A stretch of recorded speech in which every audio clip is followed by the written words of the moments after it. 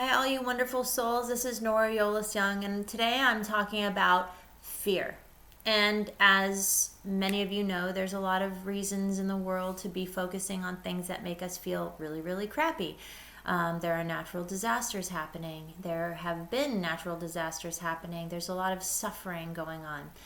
Fear is something that we can really focus on because that's something that's been perpetuating in the structures of our society for a long, long time. The leadership really capitalizes on fear as an organizing paradigm for keeping the masses under control. But I just want to talk about fear in terms of how it affects you and what you can do about it to empower your life and to feel like you don't have as much fear weighing you down. This is Luna, by the way.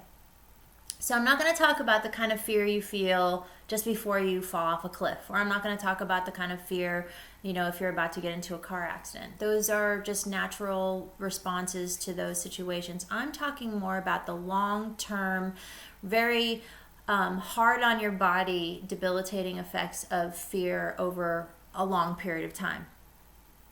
So if you watch a lot of news, if you read a lot of news, if you're freaked out about global warming, there's a lot of things I could go on and on about what could potentially freak you out. But I would really like to encourage you to shift your thinking away from it so the quality of your life improves on a moment-to-moment basis. Now, I'm not talking about not acknowledging that things are going on in the world. But what I'm doing instead is offering you a choice. You can show up in a different way. So first, I ask that you notice that you're feeling a sense of fear. And then you give yourself permission to decide, do I want to stay in that place of fear or do I want to shift it? And a powerful way to shift out of it is to come up with an archetype or a way that you would like to show up in the world. So, for example, there are 8 common fiction archetypes that you see in themes of Star Wars and Lord of the Rings and Harry Potter. Common themes: the hero, the mentor, the ally, the catalyst, the trickster, shapeshifter, the guardian, and the shadow.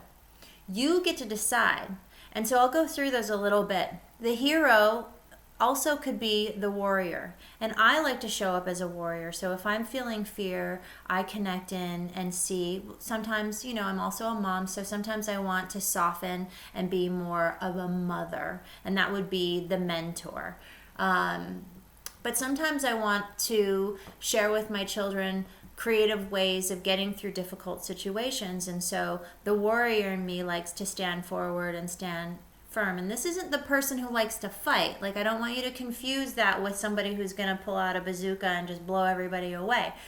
The warrior or the hero, it is exactly that, is the person that has courage and is willing to understand the greater good is to show up with strength and with courage and in this day and age with light, being your best self. Showing up in the most brilliant of ways.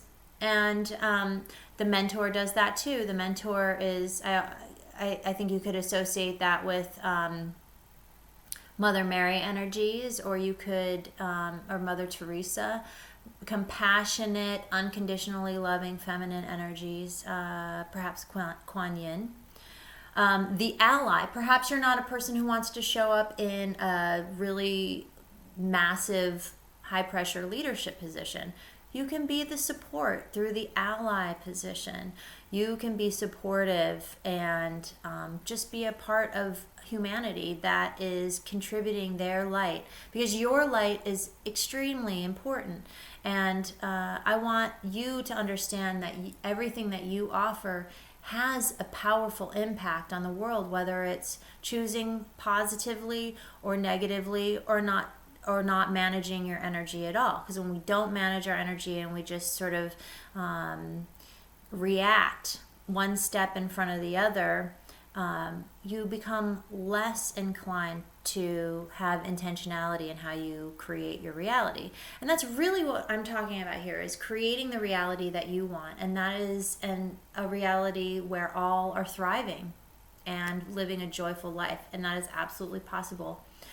Some of the other archetypes are catalysts. Are you the type of person that likes to trigger change? Do you see change unfolding, and do you light a match under it? Do you question people? I've been known to do that too. I have a tendency to want to get people, inspire people to consider things that may not necessarily make them feel comfortable. And of course I want people to feel good, but I also want people to actualize their greater potential. So sometimes I can be like a little flame tickling your foot. Come on, what else can you come up with? What is your potential? How can you access that? And I want to help you do that. Trickster, that's someone who shows up with humor. Are you gonna bring the light and change the planet by helping people feel good and make them laugh?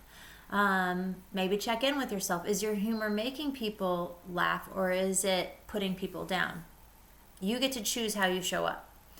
Shapeshifter, that's someone who can show up in the light or in the dark. That's a person who can sort of go both ways, into the light and into the dark. This can be a very powerful bridge for healing for the planet.